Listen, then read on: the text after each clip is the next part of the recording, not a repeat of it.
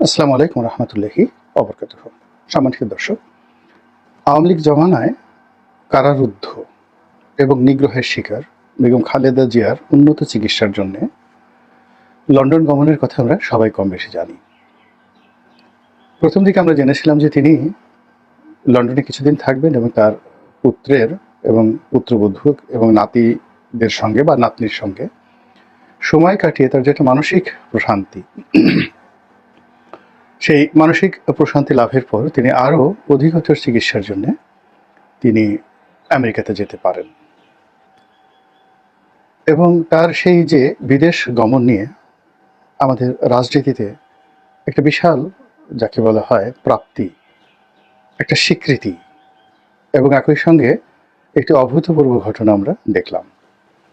সেটা হলো যে রাজনীতিতে দীর্ঘ সময় যারা থাকেন তাদের সঙ্গে অন্যান্য দেশের যে বন্ধুত্বটা হয়ে যায়, সেই বন্ধুত্বটা আসলে অকৃত্রিম, দীর্ঘস্থায়ী এবং এই সম্পর্কগুলো রেসপন্ড করে। যেমন ধরুন শেখ হাসিনার সঙ্গে ভারতের সম্পর্ক, এই সম্পর্কটি শেখ হাসিনার এখন যে দুর্দিন, সেই দুর্দিনের সময়টিতে যেভাবে ভারত রেসপন্ড করছে, এতে করে দেখা গেল যে রাজনীতির একটা স্কেল রয়েছে, সেই স্কেলে আসলে অরাজনৈতিক ব্যক্তিবর্গ কখনই পৌঁছাতে পারে না। যেমন ধরুন বাংলাদেশের মঈনুদ্দিন ফখরুদ্দিন সাহেব, তারা এখন আমেরিকা প্রবাসী, কিন্তু রাজনৈতিকভাবে যেহেতু তাদের ওইরকম কোনো অবস্থা ছিল না, ফলে আমেরিকাতে তারা অন্য সাধারণ উদ্বাস্তুদের মতো তারা ঘুরে বেড়াচ্ছেন পথে ঘাটে মাঠে এবং তাদের একটা গোপন জীবন। তো যেটা বলছিলাম যে বেগম খালেদা জিয়া যে রাজনৈতিক দলটির প্রতিভূ, সেই রাজনৈতিক দলটির একটি ঐতিহাসিক যে সম্পর্ক, পররাষ্ট্রনীতির সম্পর্ক, সেটি তারা তৈরি করেছিল জিয়া রহমানের জমানাতেই সৌদি আরবের সঙ্গে, চীনের সঙ্গে এবং মধ্যপ্রাচ্যের অন্যান্য দেশের সঙ্গে।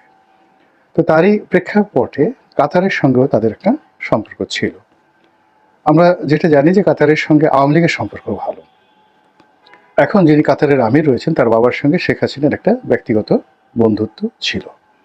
আর বর্তমান যিনি আমির রয়েছেন, তিনি আধুনিক শিক্ষায় শিক্ষিত, অত্যন্ত চৌকস এবং এই পৃথিবীতে যে কজন রাষ্ট্রনায়ক রয়েছে তারা হয়ে থাকে যে শিক্ষা দীক্ষায় এবং রাষ্ট্র পরিচালনায় তার যে আধুনিকতা রয়েছে, তার যে দক্ষতা রয়েছে, এটির সঙ্গে আসলে অন্য কোনো দেশের রাষ্ট্রপ্রধান কিংবা সরকার প্রধানের তুলনাই করা চলে না।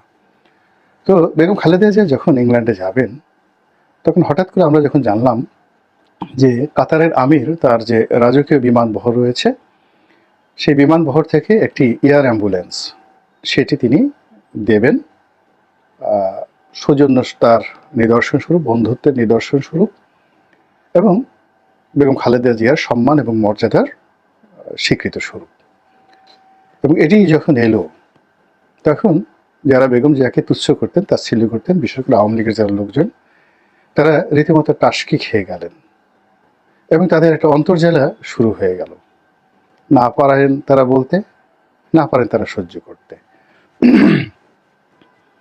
একইভাবে ডক্টর মোহাম্মদ ইউনূস, তিনি রাষ্ট্র ক্ষমতা আছেন, তার মধ্যে এক ধরনের কেমন কিন্তু কিন্তু ভাব, বা এটা কি হলো, এটা না হলেও তো পারতো, আমি এত বড় নোবেল লরিয়েট, তো আমার জন্য তো এইভাবে আসলে ওরকম কিছু হচ্ছে না। এর মধ্যে আমরা দেখলাম যে তিনি চীনে যাবেন এবং প্রচার করা হলো চীনের সরকার তাকে একটা চার্টার্ড প্লেনে করে, সরকারের একটা বিশেষ বিমানে করে নেওয়া হবে। সেটা সামরিক বিমান হতে পারে, চীনের প্রেসিডেন্টের স্পেশাল বিমান হতে পারে, অথবা তাদের যে সকল বহরে কতগুলো বসানো থাকে বিমান, পৃথিবীর ভিআইপিদেরকে আনা নেওয়ার জন্য। তো এরকম কোনো বিমান হয়তো পাঠানো হবে, কিন্তু পরবর্তীতে দেখা গেল যে না, তাদের যে কমার্শিয়াল প্লেনগুলো রয়েছে ওইরকম একটি বিমান ডক্টর মোহাম্মদ ইউনূসের জন্য পাঠানো হলো, কিন্তু আসার সময় তো নিয়ে আবার সেই বিমানে করে না এসে কীভাবে যেন আসলেন। এনিওয়ে, কিন্তু এই যে বেগম জিয়ার সঙ্গে ডক্টর ইউনূসের যে একটা ভাইব, এই ভাইবটা তৈরি করার যে চেষ্টা করলো, সেখানে অন্তর্বর্তীকালীন সরকার বেগম জিয়ার যে আন্তর্জাতিকতা, সেই আন্তর্জাতিকতার কাছে রীতিমতো ধরা খেলেন। তিনি ইংল্যান্ডে গেলেন, তার চিকিৎসা হলো এবং তার চিকিৎসাতে যেটা আমি অনুমান করি সেটা হলো যে তার বেশিরভাগ যে রোগ এবং বালাই, এটি শরীরের সঙ্গে বসে গিয়েছে এবং ওগুলো পরিচর্যা করতে হবে, নিয়মিত তদারক করতে হবে, নিয়মিত মেডিসিন খেতে হবে। যেমন তার আর্থাইটিস, বাতের রোগ, এটি তার মূলত রোগ।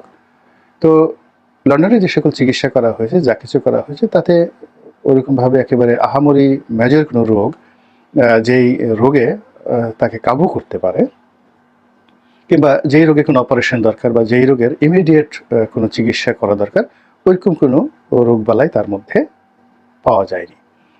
ফলে কি হলো, তাকে আর ওই আমেরিকাতে যাওয়ার যে প্রয়োজনীয়তা, ওটা আর দেখা দিল না। তিনি হাসপাতাল থেকে বাসায় চলে এলেন, এবং এই যে হাসপাতাল থেকে বাসায় চলে আসার পর তার মধ্যে র্যাডিক্যাল কতগুলো পরিবর্তন দেখা গেল। তিনি আত্মবিশ্বাস ফিরে পেলেন এবং তার ভিতর রোগ বালাই নেই। তিনি আবার সুস্থ হতে পারেন বা পারবেন, রাজনীতি করতে পারবেন, রাষ্ট্র ক্ষমতা পরিচালনা করতে পারবেন, দলের নেতৃত্ব দিতে পারবেন। এই বিষয়গুলো তার রক্তের মধ্যে একটা শিহরণ খেলে যেতে লাগলো। ফলে খুব অল্প কয়েকদিন পরে দেখলাম যে বিএনপির একটি অনুষ্ঠানে তিনি যে বক্তব্য দিলেন, এবং সেখানে নেতাকর্মীদের সাথে তিনি যখন বক্তব্য দিচ্ছিলেন, তারেক রহমান সাহেব পিছনে দাঁড়িয়েছিলেন, ডক্টর জাহিদও পিছনে দাঁড়িয়েছিলেন, এবং তিনি যে বসা অবস্থায় বক্তব্য দিয়েছেন, তাকে যথেষ্ট মার্জিত, উজ্জ্বল, যথেষ্ট শক্তিশালী এবং অনেক গোছানো, এবং তার যে দীপ্তিময় যে চেহারা, তার চেহারার যে স্বাভাবিক সৌন্দর্য, মানুষ বয়স্ক হলে সাধারণত চেহারা বিকৃত হয়ে যায়, ভীষণ রকম বিকৃত হয়ে যায়। কিন্তু কিছু কিছু মানুষের বয়স হওয়ার পরে তার বয়সের গাম্ভীর্যের কারণে তার চেহারার মধ্যে এক ধরনের সম্মানের এবং মর্যাদার মাধুর্যময়তা ফুটে ওঠে, যেটি বেগম জিয়ার যে লন্ডনে বসে তিনি যে ভার্চুয়াল বৈঠকটি করলেন, তার মধ্যে সেটা ফুটে উঠল। এবং তিনি সেখানে যে বক্তব্য দিলেন, লিখিত বক্তব্য, কিন্তু অত্যন্ত পরিশীলিত, কোনো রাগ নাই, ক্ষোভ নাই, ক্রোধ নাই, শান্ত, ধীর এবং স্থির। এবং তিনি সারা জীবনে ধীর স্থির, কিন্তু এই সময়টিতে বয়স যেন তাকে আরও ধীর এবং স্থির করে তুলেছে। তো এটা বিএনপি যারা লোকজন, তাদের জন্য যতই সুসংবাদ হোক না কেন, যারা বিএনপিকে পিছিয়ে রাখতে চায়, বিএনপি রাজনীতিকে অবদমিত করতে চায়, বিএনপিকে যারা শত্রু ভাবে, তাদের জন্য বেগম খালেদা জিয়া একটা রীতিমতো অ্যাটম বোমা। ফলে তিনি বাংলাদেশে আসবেন কি আসবেন না, আবার -2 হবে কি হবে না, এসব নিয়ে নানা রকম গুজব ছড়িয়ে পড়তে লাগলো। সত্য মিথ্যা আমরা কিছুই জানি না, কিন্তু মানুষের মুখে যা রটে তার কিছু না কিছু বটে।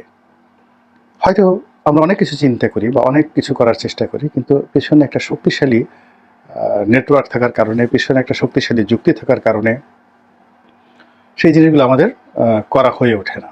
তো 1-11 বা 2-11 বা 3-11 এই ধরনের যে প্ল্যান প্রোগ্রাম, অর্থাৎ 1-11 ধারাবাহিকতায় 2-11, 2-11 ধারাবাহিকতায় 3-11, এগুলো ঘটানোর জন্য যে লোকজন